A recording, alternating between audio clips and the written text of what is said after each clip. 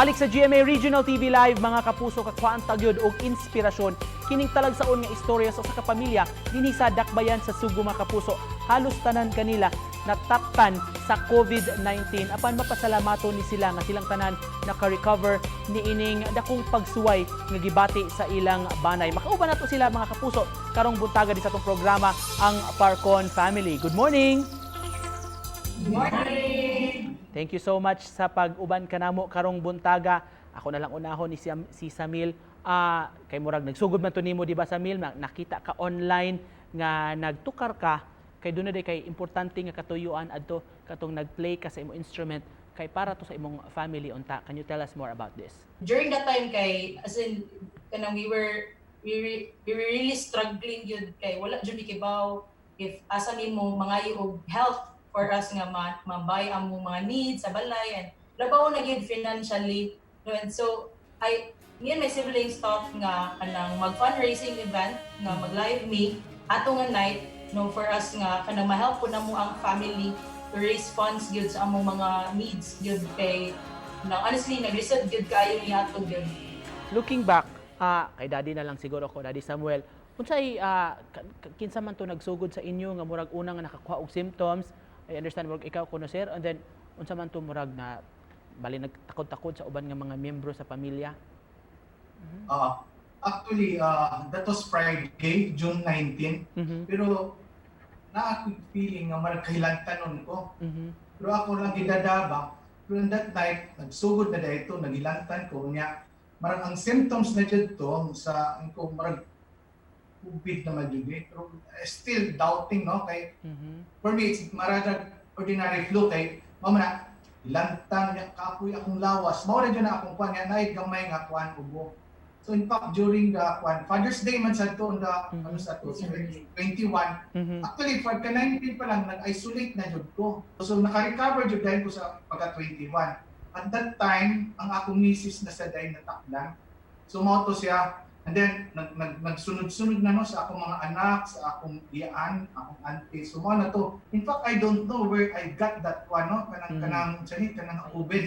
Kay ang among lakaw, start ato nga kwan, nagkwan naman me, nag-isolate, nag-follow dyan ng health protocols, when we go out, mag-mask me. So akong lakaw na dyan grocery, o mga essentials, basic essentials ba? Mamalit mo rin dyan na amo Upat mo sa isolation, tulo ang na-hospital? Yes. How was it like po? Si Mami Joyce, ikaw man, ma'am, no, ang na-hospital po, nabuwag mo sa family, nasa isolation ang uban niya. Kamo nga dito sa hospital, lahi po ang kasinatian.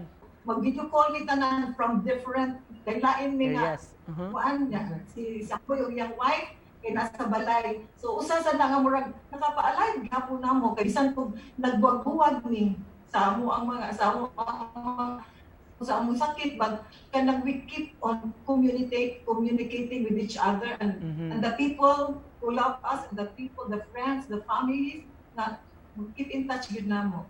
Pero kumusta dito sa hospital? Mingaw kayo? Mingaw, pero ako talang kay sa mo may ato naamang kita diha. How is it like, sir? Kining nag-negative, Sir Sam. Unsay murag gibati nimo nga murag kag nahuwasan tuod nga negatibo ka pero og imong asawa pero ang imong whole family sab positive. Makaguol sa Jud, but I believe nga i-allow sa Jud sa Ginoo kay what if kanang apil sa ko positive. Wala jud makalihok sa nila. And that time kay di sa jud ko kagawas like mo to kana thankful ko kay nakara jud mga silingan sa or like na jud mga tao who really kanang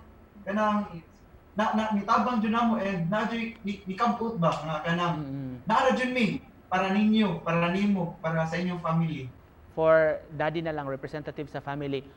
Looking back, Sir Samuel, unsay murag mga realizations nga nakatunan ninyo ani og although unfortunately niagi og kasakit ang mga miyembro sa pamilya pero unsay positibo sab nga nahatag niini sa inyong family, sir?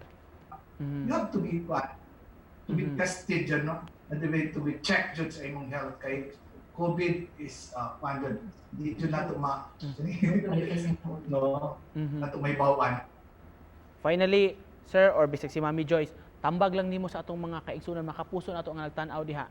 Gamay symptoms, mas maayo gyud nga magpa-check up na, di ba, ma'am? O nya? imong nakatunan sa ani atong experience sa tibok pamilya. Among pride, among set aside among pride. Naswab gyud mi, bahala na kung sa kasulti sa mga silingan kung mga positivity, but at least ang among health is kanang kuan, kanang assured nga ma-check up gyud mi ana.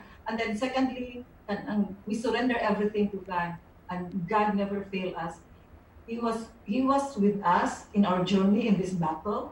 So kanang and He took away our fears, and ang iyang gihatag nga grasya namo is more than enough. Amen on that. Thank you so much sa talagsaon nga kay gayon makauban mo karong buntaga ug makapaambit sab og inspirasyon sa kadaghanan. Thank you so much Parcon family gikan diri sa Cebu City. Thank you. Thank you. God bless you.